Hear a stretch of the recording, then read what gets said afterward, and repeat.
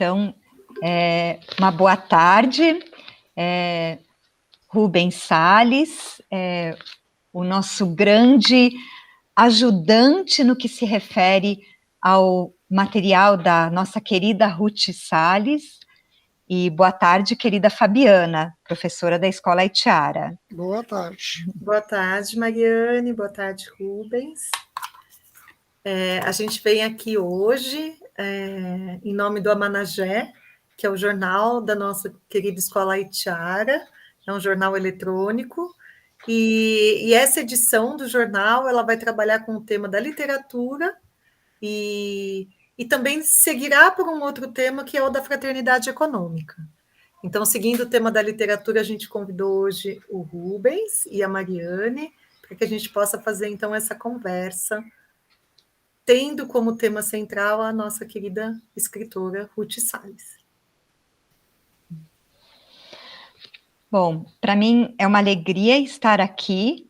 Na verdade, eu sou professora de classe de Escola Waldorf já há bastante tempo, mas o meu primeiro contato com a dona Ruth Salles foi através da poesia, das palavras dela, como aluna, como criança, quando eu frequentei a Escola Waldorf Rudolf Steiner em São Paulo. Foi ali que eu pude saborear pela primeira vez essa arte da palavra da dona Ruth, sem saber ainda muito bem quem era a dona Ruth, né? Isso eu só vim saber mais tarde, já como adulta, como professora. Eu sei que a dona Ruth esteve muito perto de inúmeras professoras e inúmeros professores de escolas Waldorf, não só da escola Waldorf Rudolf Steiner, mas também de outras escolas Waldorf e outras escolas não Waldorf, até onde ela chega na atualidade também, através do trabalho do Rubens, né? Do Rubens, do seu filho, né, Rubens Salles, seu filho, bom, e aí eu entrei em contato com essas palavras, eu suponho que a primeira vez tenha sido com a história da gotinha d'água, quando eu era criança, quando eu frequentava o segundo ano Waldorf, né?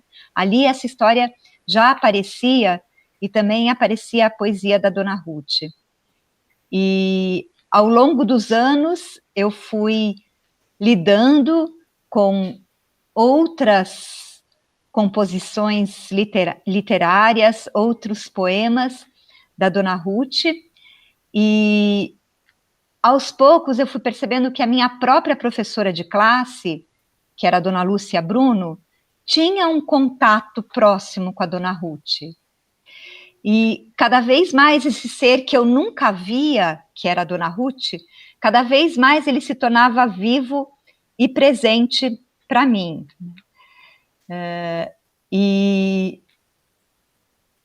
atualmente, né, como professora, eu lido com essa obra dela magnífica de uma outra forma, levando aquilo que ela fez, que ela traduziu, que ela compôs para os meus próprios alunos, e sempre com uma sensibilidade muito grande de perceber o que é importante para qual faixa etária, para qual idade. E recentemente o que chamou minha atenção novamente foi também algumas pequenas poesias, alguns pequenos poemas que ela compôs, levando em conta ritmos como o troqueu, como o jambo, e perceber o quanto isso é significativo para o trabalho pedagógico com as crianças também. Então, eu queria, em primeiro lugar, agradecer a dona Ruth por ter deixado esse legado para nós, né? Mas agradecer também ao Rubens de permitir que essa obra chegue a cada vez mais corações e mãos de professoras e professores de várias escolas, né? Então, acho que como uma primeira introdução, é isso. Eu não sei se o Rubens gostaria de falar um pouquinho mais sobre essas coisas que eu mencionei agora. Com certeza ele sabe muito mais disso tudo. Boa tarde a todos que estão aí nos ouvindo. E a gente está num momento assim muito emocional, né, para falar da minha mãe, que partiu há poucos dias, né? Mas é sempre uma coisa muito inspiradora falar do trabalho dela, né? Que é um trabalho que começou assim. Ela começou a escrever poesia quando ela tinha 8, 9 anos de idade, né? Até no livro Aprendendo com Poesia tem uma primeira poesia do livro, ela escreveu com essa idade, né? E enfim, e aí na escola, na escola Rudolf Steiner que ela trabalha, para a qual ela trabalhava assim oficialmente, né? Foram mais de 50 anos de trabalho atendendo professores de todas as classes do ensino fundamental durante muitos anos, né? E a dona Lúcia, a sua professora era Lúcia ou Luci? Lúcia Bruno. Ah, tá. Que algumas eu lembro assim de cabeça, outras eu não lembro tanto, mas então ela fazia muita coisa sob encomenda dos professores, né? Então a professora chegava para ela e falava: olha, eu queria um poema para aula de geografia, para contar como que o rio nasce pequenininho e vai crescendo e cai na cachoeira e vai chegar no mar e tal. Então aí ela escrevia sobre um poema sobre isso, né? E assim foram inúmeros trabalhos que ela fez assim sob encomenda de professores, né? Alguns até bem complexos e outros mais simples, né? E além de também traduzir poemas também de outros autores, né? Que traduzir um poema, na verdade, é uma recriação, né? Que você tem que manter a métrica do poema, tem que manter as rimas do poema de outra língua, né? Então, é uma recriação que requer uma sensibilidade assim muito incrível, né? Que é o que ela tinha, né? E ela sempre adorou fazer isso. Trabalhar para as crianças, né? Saber que as crianças estavam usando o material que ela criava era a coisa que mais a deixava feliz, né? Então isso era o que mais ela ficava realmente assim muito envolvida com esse trabalho, né? E a gente tem aqui um acervo do dia a dia dela trabalhando, né? Ela tem diários, isso ninguém sabe assim, nunca ninguém viu fora aqui de casa aqui, né?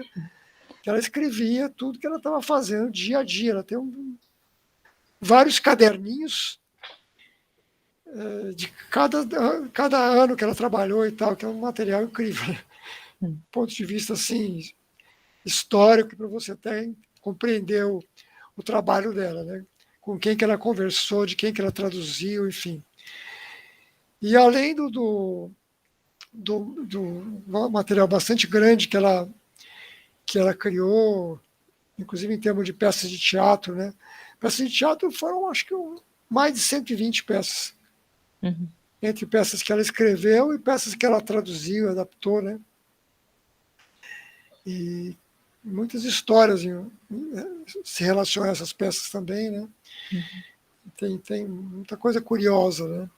Que ela contava para a gente. E além de todo esse material para as escolas Waldorf, né? Ela também traduziu acho que mais de 50 livros para outras editoras, né? Ah, é? Livros infantis dos mais diversos, né? Para a editora Ática, que quando se chamava editora Ática ainda, na Rússia, e outras editoras que ela fazia trabalho de tradução, né? Ela traduzia do inglês para criança, né? Ela traduzia do inglês, do francês, do espanhol, do alemão e até de holandês ela já traduziu. Nossa. Livro para criança, né? Agora, livro para adulto, de inglês e alemão também ela traduziu muita coisa, né? Inclusive ela fez algumas traduções para obras que foram editadas pela Academia Brasileira de Letras, né? Ela foi tradutora da Academia Brasileira de Letras também, para algumas publicações que eles fizeram nessa época. Né? Uhum. Então, muita coisa. Ô Rubens, eu queria te fazer duas perguntas, né? Pois não. Que é assim, para quem não conhece, né, tem tantos jovens, como a Mariane falou, né? Que estudam nas escolas Waldorf, que têm contato com a literatura da Dona Ruth, e não conhecem a Dona Ruth, assim, né? Como eles sabem que existe essa grande poetisa que está muito ligada a eles, né? Como é que a Dona Ruth chegou nas escolas Waldorfs? Como foi esse caminho dela, né? E depois eu queria saber uma outra coisa que é sobre as obras dela, né? São duas perguntinhas assim. Ela está toda publicada? Como que a gente tem acesso a essa obra?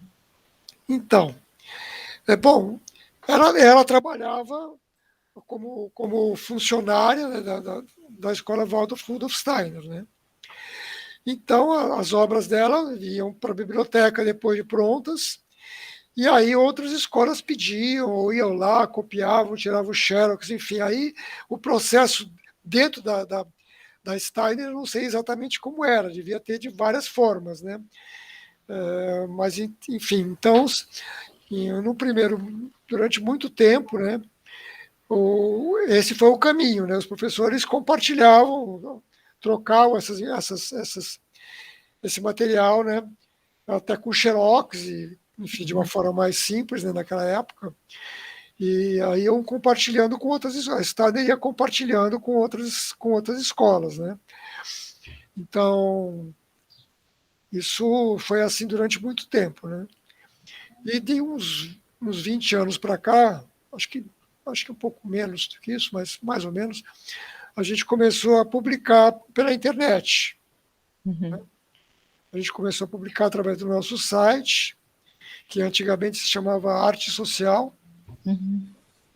e hoje é o Instituto Ruth Salles, né? Então, assim,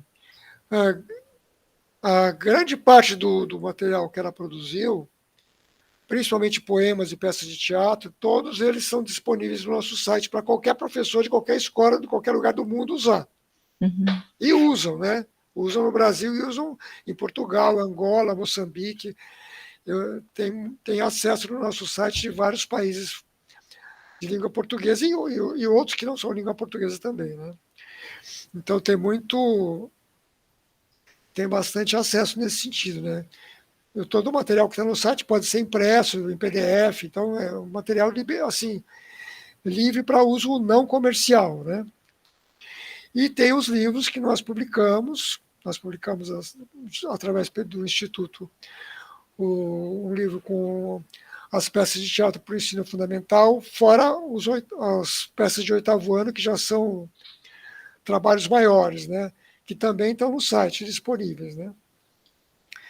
E tem livros de poesia, a gente publicou alguma coisa no livro Aprendendo com Poesia, que está esgotado, mas nós vamos reeditar agora, né? E tem alguns livros dela também autobiográficos, que a gente também vai... Um já está publicado, que chama-se O Telefone Está Só Regando as Plantas. São crônicas da família, do dia a dia dela conosco, com os filhos, sobrinhos, etc. Né? Então, esse é um livro muito curioso, tem crônicas muito engraçadas lá. E esse está disponível na Amazon e outros sites desses aí de venda online, né? Então, assim, e tem outras coisas que a gente vai publicar, assim, aqui. A publicação, a gente tinha uma grande dificuldade, que era publicar e ter que estocar e ter que distribuir o material. Isso era muito difícil. Porque a gente sempre tinha que publicar, imprimir uma quantidade muito grande para poder ter um preço bom e ficar vendendo aquilo picadinho assim. A gente não tinha estrutura para isso, né? E então não houve uma editora assim que se interessasse nesse material naquela época. Mas hoje a gente consegue já ter um sistema um pouco mais avançado, que o livro é impresso sob demanda. né? Num custo razoável. Então, hoje a gente consegue publicar dessa forma, né? Os livros são impressos sob demanda, não precisamos fazer estoque. Então, isso diminui muito o investimento. Então, isso já está ajudando a... Nós já republicamos do Mulungu Manacá, as Aventuras da Gotinha d'Água. Eles estão todos republicados, né? Tinham se esgotado, né? Eles estão republicados dessa forma, né? Esse do telefone também, e a coleção do Teatro na Escola também. Quer dizer, todos eles foram republicados. Agora, no começo do ano que vem, a gente vai publicar O Coelhinho e o Pé de Cacau, para sair antes da Páscoa. Rubens, esse conto é um poema, né? Ele está naquele livro As Quatro Árvores, não é? Também. E esse já há muitos anos eu não vejo ele... Esse livro foi impresso acho que foi pela Antroposófica ou pela Rudolf Steiner, eu não me recordo agora. Eu tenho ele aqui, mas agora não me lembro direito qual das duas que publicou. Só que esse livro, como ele está, quer dizer, ele nunca mais foi republicado, e ele também tem poemas que são traduções. Sim. Então aí a gente não... Para republicar isso aí teria que ter autorização desses autores e tal, então é um pouquinho mais complicado. E não fomos nós que publicamos esse livro na época, originalmente, né? Então, aí teria que...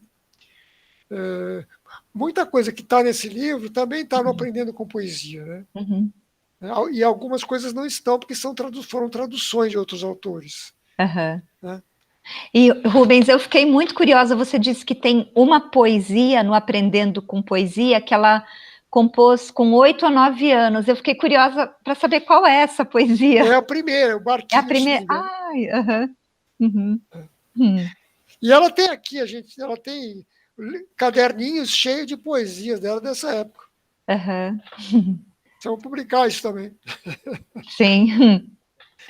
Tem muita coisa. A gente, assim, essa história da gente começar a publicar o material dela, eu morei muitos anos fora de São Paulo, né? E eu fui professor na Steiner durante 1 ano, 2 anos, mais ou menos, de educação física. Depois eu fui, sabe para onde? Para Demétria. É mesmo? Eu fui o pioneiro aí, junto com o Jorge Bleich e o Marco Bertalô. Nós somos os 3 primeiros aí. Olha! Curioso. E aí eu morei uns 2 anos aí também, mas depois foi um longo trajeto. Mas depois desse trajeto todo, uma volta que eu dei, quando eu voltei para cá, para São Paulo, há 20 anos atrás, aí eu descobri que na casa da minha mãe tinha um baú do tesouro, que era esse monte de material que só tinha na Steiner. E foi justamente assim, um certo inconformismo nesse sentido, né, que levou à criação do Instituto Arte Social, que depois virou o Instituto Ruth Salles, e todo esse trabalho de publicação começou, né, porque realmente esse material dela tinha que ir para outras crianças. Não podia ficar tão assim, elitizado assim, né? Tinha que ir para o mundo, né? O que faz o Instituto Ruth Salles, então, Rubens? Fala para a gente um pouquinho. Bom, tem 2 caminhos que a gente procurou desenvolver na medida das nossas possibilidades, né? E que é esse caminho de edição dos livros, publicação do material dela, publicação impresso, que as pessoas compram o livro, né? Mas também todo o material que está nos livros, praticamente todo ele, ou até e mais do que ele até, também está no site para quem quiser só usar o material que está no site. Não tem nenhuma restrição para isso, né? Então, esse foi esse é um lado do trabalho. O outro lado é como é que a gente queria sair, foi em 2002, mais ou menos, que eu queria ver se os professores de escola pública poderiam usar esse material também. Como é que seria isso? Então, eu convidei, na época, foram as duas professoras que eu conversei primeiro, foi a Cecília Bona e a Cristina Brigagão. Uhum. E a gente fez, elas fizeram, né, um projetinho, um projeto de um curso, pequeno curso de formação continuada para professores de rede pública, para a gente começar a ensinar como usar esse material para professores de rede pública. Uhum. Só que aí veio, além da poesia, veio tudo que estava por trás dela.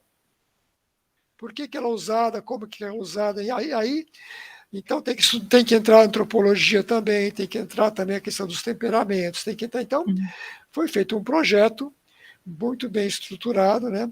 Que na época a gente chamou de projeto Dom da Palavra. Uhum. E esse projeto, então, a gente realizou esses cursos em alguns municípios, inclusive vários professores aí da Itiara participaram. Uhum. Né? A Marisa participou, a Sandra participou, o Matias, Matias Aisling, quando ele trabalhava Sim. aí também, a Gisela, que foi professora aí também, a Carla Neves, quando estava aí, a Valquíria também. Né? Então, elas davam aula nesse nosso curso em Espírito Santo do Turvo, e também em Timburi, um outro município que a gente fez aí no interior também. Então, durante 5 anos, a gente fez esse trabalho. Aqui em Tapicerica da Serra também, em São Paulo, com a equipe professores do Colégio Micael. A Cristina e a Cecília Bona, você citou as duas, né? A Cristina Brigagão, elas acho que estavam no Colégio Micael nessa época, não é, Rubens? Estavam, sim. Elas que foram as que deram o primeiro formato, assim, já mais estruturado do projeto, né? Teve também a Cecília Rinaldi e a Helena Wurker, da Steiner, que participaram também no módulo que a gente fez do lado de onde é a Escola de Resiliência Horizonte Azul hoje. Sim. Lá naquela região.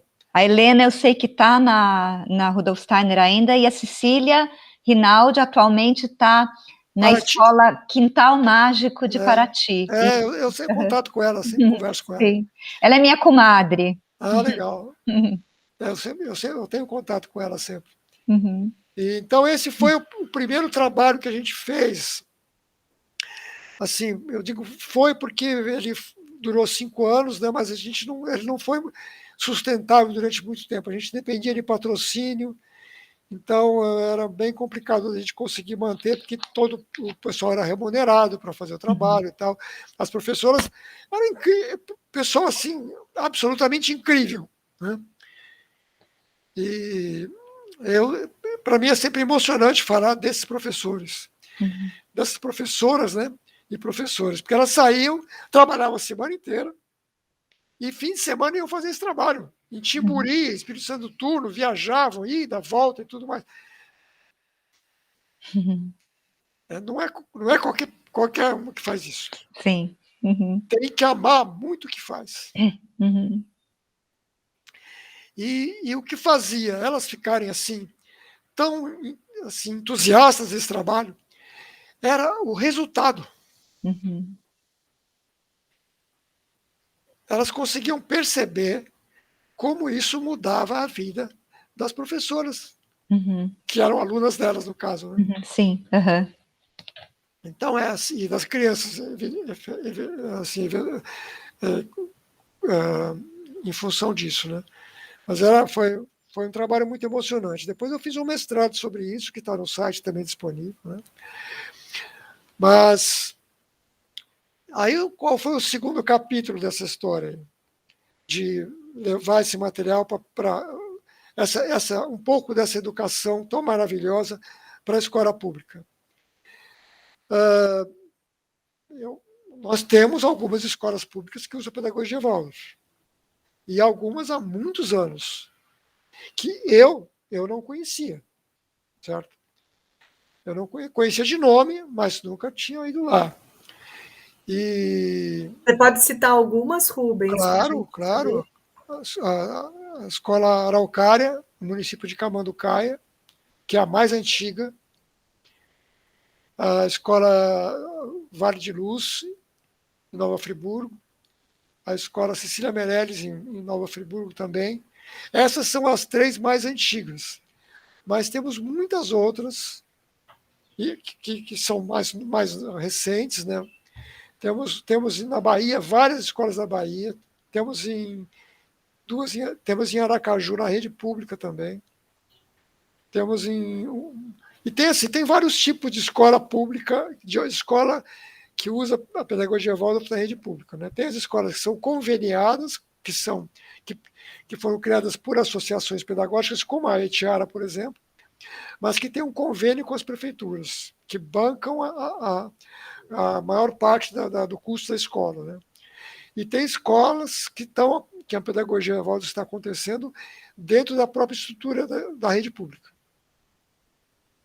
Então, assim, em 2019, eu e a Neia, minha companheira, nós fizemos um projeto, conseguimos financiamento coletivo, tentamos a Instituto Mali e as outras, a Software também, que já havia nos apoiado projetos nossos anteriormente, né? Mas a gente não conseguiu o apoio, a gente fez com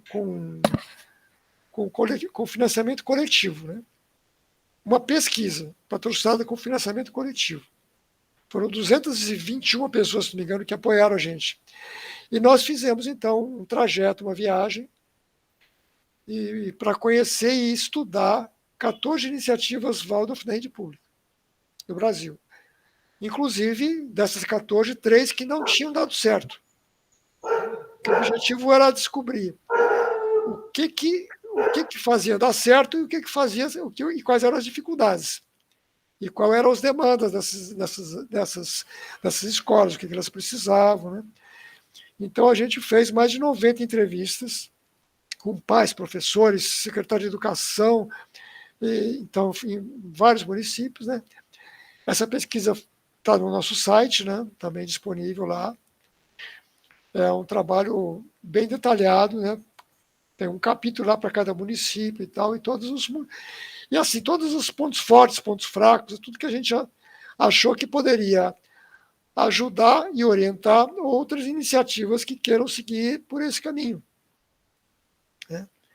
Então, assim, resumindo, né, o trabalho que a gente faz, que a gente tem feito no Instituto Ruth Salles é o trabalho editorial de publicação de livros físicos e também através da internet, né? E de tentar colaborar com esse caminho de levar a pedagogia Waldorf o mais próximo possível da rede pública, porque a gente não faz nenhum sentido a pedagogia Waldorf ficar só dentro de escolas de quem pode pagar. Isso não faz sentido, porque eu não pude pagar, por exemplo, filho meu estudar numa escola Waldorf, quando eu tive filhos, que eu morava fora de São Paulo e tal, mas muita gente tem esse problema. Gostaria de pôr os filhos numa escola Waldorf, mas não tem condições de pagar, né? Então, eu acho que isso é uma coisa muito importante. E a gente, assim, e mesmo nas escolas públicas, em que a pedagogia Waldorf não, por uma questão assim estrutural das próprias redes públicas, não tem aquela condição ideal para se realizar, mesmo nesses lugares, o resultado é muito bom. Faz muita diferença, muito. Faz diferença nas famílias. É impossível de não perceber, né? É impossível de não perceber. Inclusive, assim, em Aracaju, por exemplo, que eu entrevistei, que tem uma escola de educação infantil que já está com alguns anos, né, que começou, que as professoras fizeram formação Waldorf lá em Aracaju, e assim, o pessoal da Secretaria de Educação cita que assim, o próprio ambiente da escola é completamente diferente. O barulho da escola, o silêncio que tem naquela escola, não tem briga, as crianças estão, sabe, tem uma harmonia no ar. O número de pais que participam de reunião é muito maior que os pais que participam de reunião em outras escolas. Então, são coisas que fazem uma enorme diferença.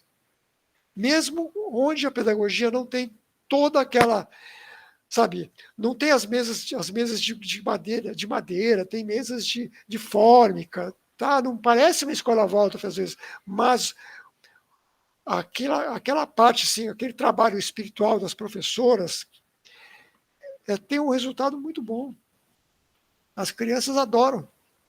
Então, não tem justificativa. A gente não pode ficar só exigindo que as escolas, que a pedagogia Waldorf se realize numa estrutura 100% ideal.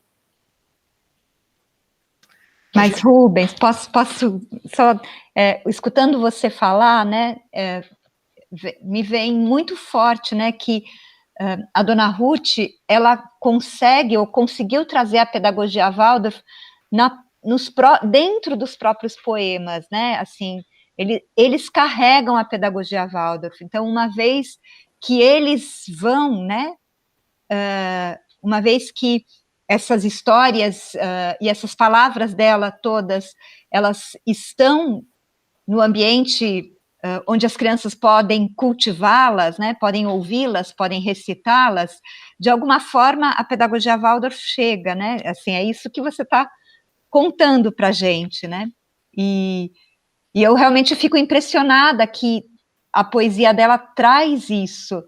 E você sabe dizer como é que ela chegou na pedagogia Waldorf? Olha, ela chegou através de uma professora, se não me engano, foi através da Lucy,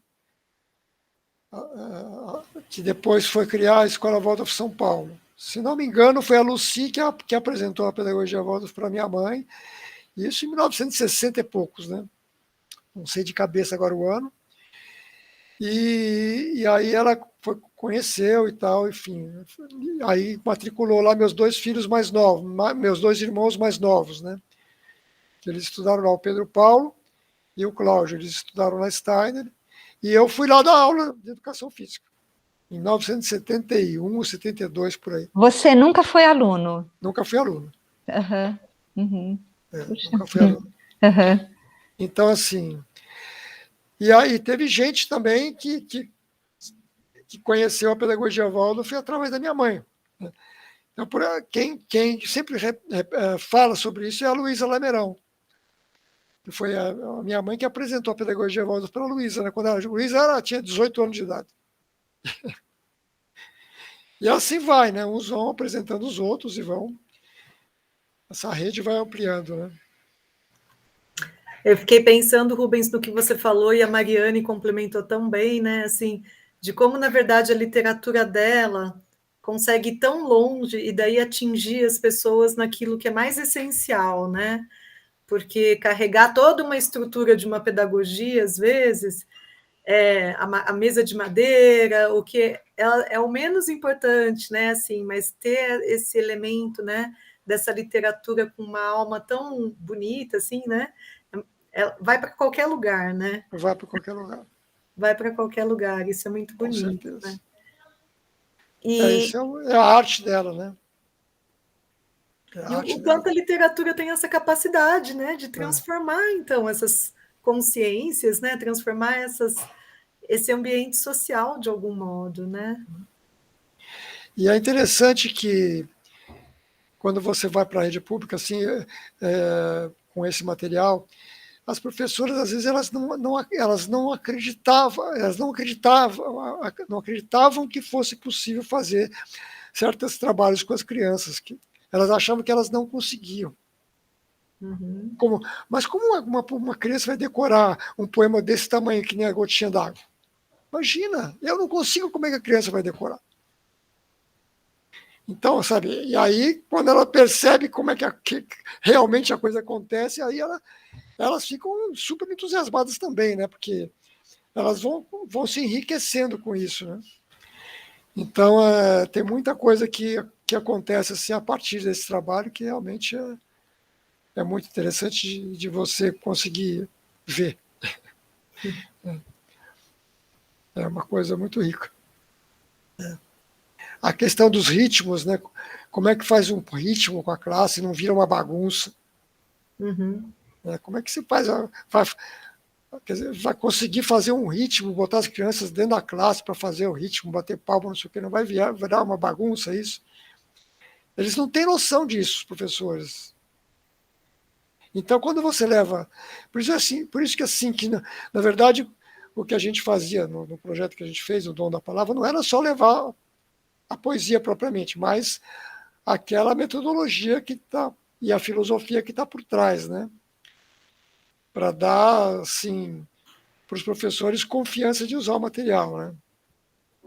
Ô, Rubens, qual é a maior dificuldade que você acha nesse caminho da pedagogia se poder chegar nesses outros lugares, assim?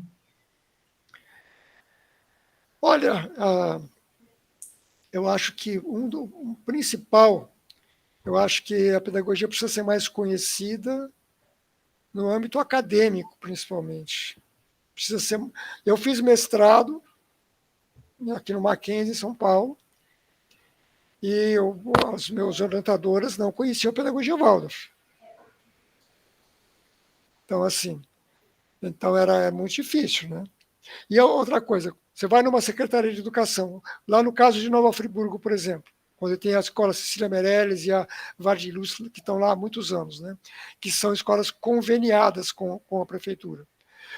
Quando muda um prefeito, muda de partido, muda os funcionários da própria Secretaria de Educação, é um estresse danado para eles conseguirem mostrar o que eles fazem há tantos anos, por que é assim, por que é diferente, para poder renovar os convênios com as prefeituras que não conhecem o que é a pedagogia Waldorf, porque mudou a equipe, porque mudou todo mundo, que na faculdade ninguém estudou nada sobre isso. No máximo ouviu falar e tal, mas... Então, assim, a pedagogia precisa ser mais conhecida no âmbito acadêmico, precisa ter um acesso ao mundo acadêmico que seja assim, interessante para os professores, né? Para eles conhecerem a pedagogia, pelo menos ter uma ideia do que se trata, né? Porque lá em Nova Friburgo, em qualquer município hoje desses, nenhum município tem, por exemplo, teve até hoje uma seleção de professores, um concurso para professor Waldorf. Eles fazem concurso para professores para a rede pública, e se tem uma escola Waldorf lá, ela vai receber alguém que necessariamente nem sabia que aquela escola tinha uma pedagogia diferente, como acontece lá em Nova Friburgo, por exemplo. Então, assim, é um estresse para a equipe da escola, porque sempre eles têm que estar, assim, apresentando a pedagogia para esses professores de uma maneira superficial inicialmente, né? Aí, quando o professor gosta, ele se aprofunda, faz curso, aí às vezes vira um entusiasta, ou então fica lá enrolando na escola até o final de ano, depois pede para mudar de escola. Então, isso porque não existiu até hoje um concurso para professor Waldorf, mas poderia existir, desde que houvesse um conceito mais estabelecido sobre a pedagogia Waldorf nas redes públicas, porque existe concurso, por exemplo, municipal para médico homeopata. Se existe um concurso para médico homeopata, por que não pode existir um concurso para professor Waldorf? Legalmente não tem nenhum óbice em relação a isso. É só uma questão de poder político da própria ideia, da própria pedagogia. Então, assim, o que a gente sentiu nesse trabalho que a gente fez é justamente isso, porque os professores que se formam, nós temos cerca de, pelo menos antes da pandemia, eu vi um cadastro do Ministério da Educação, tinha umas 2.000 faculdades de pedagogia, fora as licenciaturas todas que existem. Quer dizer, imagina a quantidade de gente estudando sobre educação e que não conhece pedagogia Waldorf. Né? Então, eu acho que esse é o grande empecilho para essa questão da pedagogia pode chegar mais longe assim, nesse âmbito, né? Mas há outros caminhos, né? As próprias associações que lutam, como a própria Itiara, por exemplo, que tem muitos bolsistas e tal, atende uma quantidade enorme de crianças que não é pagante, que a gente sabe, né? E, então, enfim. É uma questão de lutar por isso, de ir atrás, de conversar com as prefeituras, de conseguir que as prefeituras banquem os alunos que são bolsistas, por exemplo. É um jogo de relacionamento, de ir atrás, vender o peixe mesmo, vender a ideia, mostrar o resultado, trazer os professores para fazer workshops na escola. Cada escola, Valdo, que quiser, pode ser um polo de desenvolvimento nesse sentido, qualquer uma. Onde tiver professor com um pouco de experiência, pode ser um centro de difusão e para que se tenha mais conhecimento sobre a pedagogia.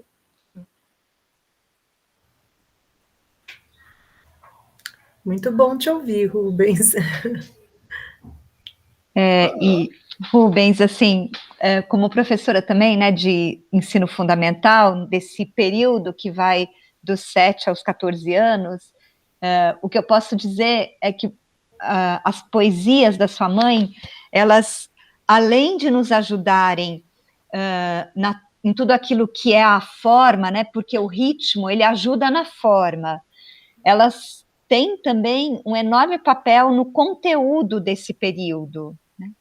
Então, a gente tem desde poesias que trazem elementos da química, dos minerais, né, que vão lá, que tratam mais do final do período fundamental, até poesias que falam da construção da casa, de elementos da natureza mais presentes num segundo ano, por exemplo, né, como um poema lindo, musicado, né, da Paineira. Eu pensei também na Casa de Sopapo, né, e agora no 4º ano, né, eu estou encerrando um 4º ano com a minha sala, nós usamos várias poesias desse livro, né, usamos os pontos cardeais que nos ajudam nessa percepção do espaço geográfico onde as crianças vivem, usamos poemas de língua portuguesa, que tratam da língua portuguesa, como os verbos, os advérbios, né? Mas teve aluno meu que, pelo poema da sua mãe, né, começou a entender o que é um advérbio. Não é fácil, né, entender o que é um advérbio, mas a própria prática foi nos ajudando, né? Então, eu percebo o quanto essas poesias nos ajudam também na parte do conteúdo. É impressionante. Então, quanto mais elas puderem ser difundidas, certamente mais professoras e mais crianças poderão beber dessa fonte, né, assim, e aprender com isso, né, aprendendo com poesia mesmo, como diz o título, né. É isso mesmo, tem muitos poemas que tem essa capacidade, né, é incrível mesmo. Eu acho que, pegando o gancho um pouquinho da Mariane, eu acho que eu vejo uma outra contribuição da dona Ruth muito bonita, que é carregar ainda esses elementos da cultura brasileira, né? Porque do Mulungu ao Manacá mesmo, né? As professoras